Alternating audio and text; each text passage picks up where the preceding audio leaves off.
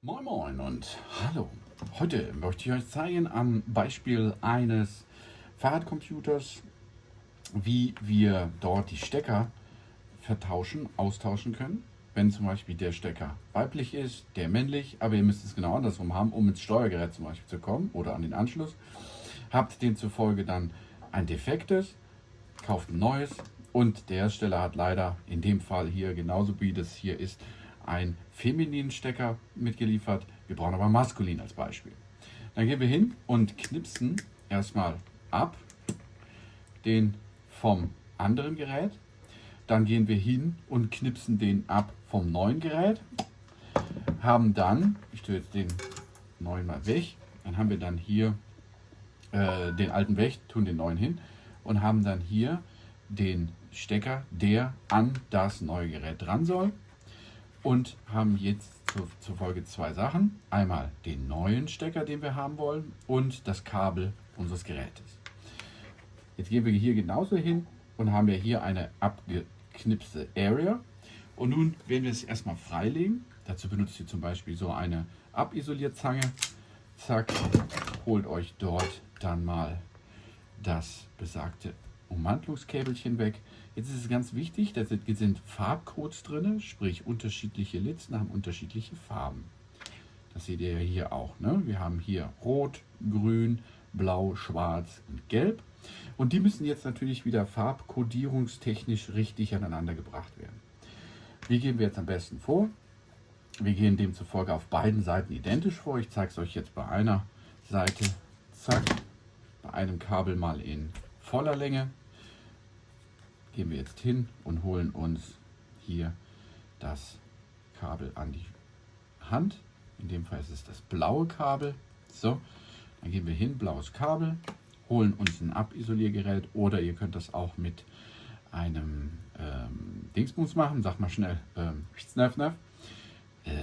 mit einem Cuttermesser. In meinem Fall habe ich hier so ein Knipex-Teil zum Abisolieren 0,2 im Durchmesser. Warum 0,2? Es sind ganz feine Niedervoltkabel, die dort nur Daten hin und her schicken. So, jetzt habe ich mir das also auf dem einen schon mal freigelegt. Und jetzt holen wir uns etwas zum Verbinden. Das sind solche Konnektoren. Die gibt es in unterschiedlichen Größen.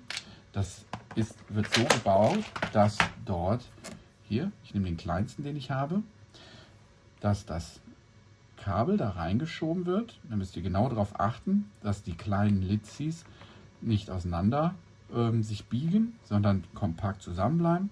Und dann nehmen wir das und stecken das in das Rohr rein.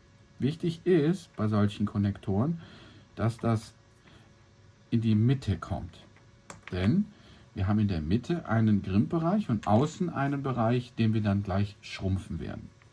Das ist nämlich auch gleichzeitig ein Schrumpfschlauch. Zack, so jetzt sind wir gerade drin und dann müssen wir das zusammengrimpen. Das können wir jetzt mit der Grimmzange machen, aber es ist so eng, dann nehme ich lieber einfach eine Wasserrohrzange, gehe hin, drücke das auf der einen Seite zusammen, schön draufdrücken und dann, das nennt man Grimpen, ist das hier verbunden. Guck, jetzt kann ich dran ziehen, ist fest. So, jetzt gehen wir auf die andere Seite, sprich, wo wir es dann verbinden wollen und holen uns dort auch das blaue Kabel und gehen genauso vor. Setzen hier an, abisolieren ein Stück, drehen wieder die Lizis zusammen, dass sie verquirlt sind, eine gerade Fläche, eine gerade Möglichkeit bieten und kommen auch hier an und schieben das Ding dann rein. Achtet aber, dass die wirklich ineinander verdreht sind, dass die so wenig Auflagefläche wie möglich an den Start bekommen. Gehen hier in die Mitte, zack, schieben das auch wieder dort hinein. Halten das dort, wo es hin soll, fest, kommen wieder mit der Wasserpumpenzange und grimpen das zusammen. So, drücken, zack. Damit habe ich jetzt beide blauen Kabel als Beispiel hier zusammengesetzt und kann dran ziehen und die halten fest. Wieso halten die fest? Weil die hier in der Metall-Area in der Mitte zusammengegrimmt sind. Jetzt müssen wir das natürlich noch wasserfest verbinden und mehr Stabilität reinbringen. Dazu kommen wir jetzt mit einem Heißluftföhn. Und in der Größenklasse, also wirklich ganz klein, müssen wir aufpassen, wie viel Energie wir draufsetzen. Das heißt, ich mache unseren Heißluftföhn an und habe jetzt hier einen kleinen Adapter drauf gemacht, der es punktuell verschweißen wird. Okay, also Gerät an und jetzt guckt mal hier hin, wie sich das zusammenzieht. Wenn ich da dran halte, seht ihr, dass der Schrumpfschlauch jetzt zusammenschrumpft. Zack, das reicht schon. Andere Seite, zusammenschrumpfen, zack. Jetzt kommen wir von der anderen Seite nochmal, schrumpfen auch von dieser Seite zusammen und haben damit jetzt innerhalb von einer Minute, würde ich jetzt Arbeitsaufwand pro Kabel sehen, dies erledigt. Und diese Vorgehensweise setzen wir jetzt fort. Das heißt, das Grüne kommt zum Grünen, das Rote kommt zum Roten, das Schwarze kommt zum Schwarzen und so weiter. Smart ist es, wenn ihr eine Leitung habt, die nicht so viel Platz hat, weil ihr seht ja, dieser Grimper oder dieser Grimp-Konnektor hat ja schon eine vordefinierte Breite. Dann ist es sinnvoll, dort in Stufen vorzugehen. Das heißt also, das Grüne zum Beispiel würden wir jetzt nicht hier an der Stelle angrimpen, sondern wir würden etwas wegnehmen, hätten hier etwas länger gelassen oder andersrum, wir machen das etwas kürzer, lassen das etwas länger und so setzen wir die einzelnen Areas hintereinander. Okay? Und dann ist das besser, wenn ihr das dann am Schluss zusammen isolieren solltet mit Isolierband, dass ihr das dann nochmal, wie hier, dieses schwarze Teil nochmal umisoliert, habt ihr nicht so einen dicken Knubbel auf einmal, sondern dann ist das länger. Okay? Das heißt also, man geht hin und würde dann den grünen hier angrimpen, den roten würde man hier angrimpen, den gelben hier hinten und so könnt ihr euch über die lange Distanz verteilen und habt dadurch ein Kabel, was etwas kompakter dann da liegen kann, wo es dann später wieder liegen wird. Okay? Wenn das natürlich nicht geht oder ihr habt in der Area, wo das Kabel dann am Steuergerät zum Beispiel sein wird, wie bei mir, ist es so, dass ich dann hingegangen bin und habe das so zusammengesetzt, dass die übereinander sind, dass die nebeneinander sind, ne? Dass die hier zusammenkommen, weil die Area, wo das jetzt dieser Teil ist, das ist kompakt in einem wasserdichten Raum und deshalb brauche ich auch in dem Fall keine Isolierung drum machen, nochmal additiv drum machen, sondern lasse das in diesem wasserdichten Raum des E-Bikes und stecke das einfach nur ins Steuergerät rein. Denn der andere Teil, der nicht, also der ja auch wasserdicht ist, weil ja eine Ummantelung drum ist dann außerhalb des Rahmens. Das hier ist aber innerhalb des Rahmens, wo das Steuergerät mit verbaut ist. So, und dann habt ihr jetzt gesehen, habe ich hier Gelb zu Gelb, Blau zu Blau, Rot zu Rot, Grün zu Grün, Schwarz zu Schwarz. Vernünftig vergrimmt, zweimal grimpen pro Konnektor. Es ist wichtig, darauf achten, dass die Metallteile, die meistens Kupferkäbelchen, auch bis auf die vergrimmte Stelle ragen. Dann mit der Grimmzange arbeiten oder mit einer Wasserpunktzange zusammendrücken, fest.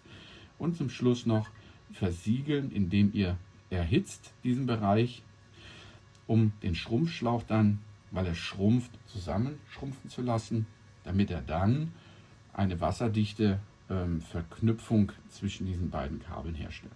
Und dann habt ihr das alte